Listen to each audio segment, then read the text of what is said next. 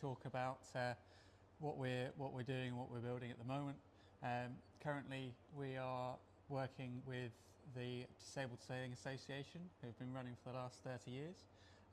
They have previously had other multi-hull boats which they take out disabled people on a regular basis. It's the Spirit of Scott Bader. It was a boat built in Plymouth, and it was mainly sponsored by Scott Bader, hence the name. This project we're doing now is the D1500 Dazcat, and it is again very heavily supported by Scott Bader. They've very thankfully put in a lot of effort into supplying resins and materials for the build. So we're going to go through today how we are getting on with that and how we've been using their resins to build our new mold tool. So far we've built a metal frame with an OSB framework which we cut in-house on our CNC machine. We then strip planked it with MDF sheets, which created the mold tool surface, or the plug surface should I say, which we then applied the Scott Bader F26 filler, which was a really good filler to use actually. It was very easy to apply, very easy to spread out and to get rid of the low and the high points, and was very easy to sand back. So, you know, a really good product for us to use. So thanks for that for Scott Bader for that one. Yeah, then once that F26 fairing had been completed, we then went into the next stage, which is Cristic Prime Coat, again Scott Bader product. So that we applied some with some roller and some with some spray. So it's a really good product because it builds very well. So you build that on and you can sand back to a nice fair finish. It's really easy to see lows and highs, so it's really easy to do any refilling and repairing when you're going through with that. Generally, the prime coat, you can then get up to a really nice high enough gloss to pull a mold off, but because we wanted a super high finish with our new mold, we then used the Cristic gloss coat. So then that was sprayed on by us here, and then once that's sprayed on, we then sanded that back up through the grades all the way up to 1500 grade sandpaper. So really high sandpaper grade before polishing it up to a finish that we can wax off. Okay. So the next stage of the build, and the key point to any mold building, is to use a good gel coat, which Scott Bader very kindly supplied us, which was the 15 PA gel coat, which is a superior performance vinylester gel coat. We hand brushed applied it. There are options to spray it, but we decided to go for the brush option, which is what our team are more comfortable applying. And it's a really nice gel coat to use. It's very easy to apply. It's got shrink resistance and distortion resistance, which is really what we need for a good mold tool surface finish. So so thanks again to Scott Bader for that one, and all their support, as I did contact their team on a few occasions to ask on the best applications and the best way to do it. So thank you very much on that, Scott Bader.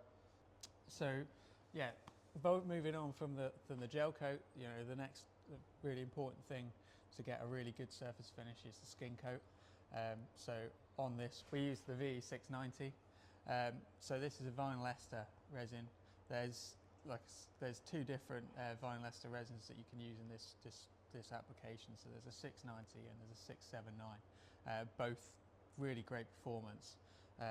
What we find with these, because they're such a good resin, they're very low shrinkage, and you get really little print through from any of the laminate behind it. So we're using this tool for resin infusion, so we really want no print through on any of the laminate from behind. So that's why we've chosen that resin for our skin coat, and we're really happy with it. Been using it for a number of years for this mold application and for other parts of the boat, and it's a really superior vinylester resin. So as with mold making, obviously the main structure of any mold is the laminate, which is a very difficult task to do because obviously we've gone for a monolithic finish, which means we've got to add a lot of laminate to get the desired thickness that we need. Scott Bader also supplied us their RTR 4010 PA resin, which is a fantastic mold resin to use. It's very easy to apply. It's a slow curing resin, which gives us time to go through the laminate thicknesses. As you can see beside us, it's got a nice colour finish to it, so we can see that we've got a good spread of resin through the material.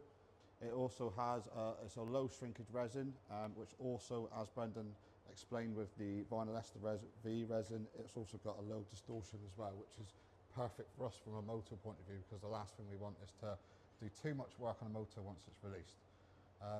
And fantastic choice of resins to use because it gives a good strong finish. So thank you very much. So next step is we're going to build a steel frame on here. You can see a few bits already starting to come on. So in the coming months, we will have this steel frame fitted, and we will release the mould off the plug that we made. We've got multiple flange joints because this motor will be broken down into 6 pieces, 3 of which will be co-infused with the main body, which is why we've got the split joint around the front end there. It's been quite a challenge. There's been a lot of hard work gone in by the team, a lot of issues to overcome as with any new product that you're making, and Brendan and myself have worked together tirelessly to make sure we overcome those issues. And Scott Bader have been a great support and been on the phone every time we've needed them, so which has been a great great benefit considering we're using their products to make this motor with. No, it's always a very rewarding thing working with the disabled people or charities. We've done a number of different boats over the years, going back to Impossible Dream, and then different things with Artemis, which was really good.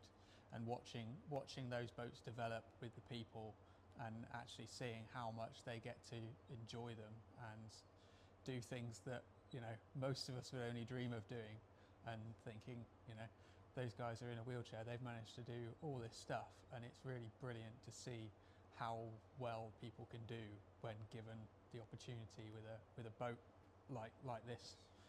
So it'll be really great to see how these guys get on with a bigger boat. They get a bit more freedom than they've got currently with their older boat. So yeah, it's really looking forward to getting the boat for them and getting them to use it and get so many people out on the water that normally just wouldn't have the chance. Great. If there's anybody out there who would like to get involved and support the Disabled Sailing Association, please go on the website and have a look, and please give them the support because they much deserve it. And I think it'd be great to get involved in helping people go out and have fantastic experiences going out and sailing boats like our Dazcats. Thank you very much. Thanks both. Thank you. Thank you. Catch up soon.